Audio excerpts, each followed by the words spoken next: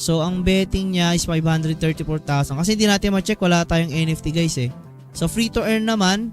Sa PvP, medyo matagal ngayon maghanap dito sa free to play. Sa PvE, medyo okay. Makakalaro tayo dyan guys. So, piliin natin yung kanina, yung maganda. Si Luba. Ito. So, try natin guys. Loading arena. Ayan, nagda-download pa siya guys. Kung makikita nyo. Ayan, so 41 MB na. So, ayan, okay. So, start game. So, ano lang to. Bot lang ang kalaban natin dito guys. So, press escape. So, mamaya itatry natin si CP guys kung papasok to. Ayan. So, WASD and then arrow yung attack. So, ang lakas.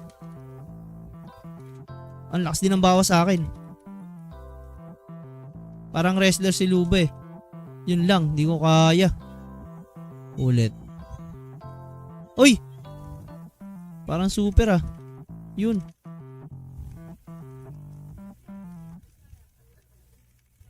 Madaya to si Luba pala. Okay, panalo ulit tayo. All one.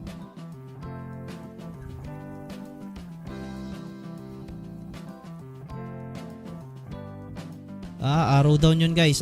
Ayan o.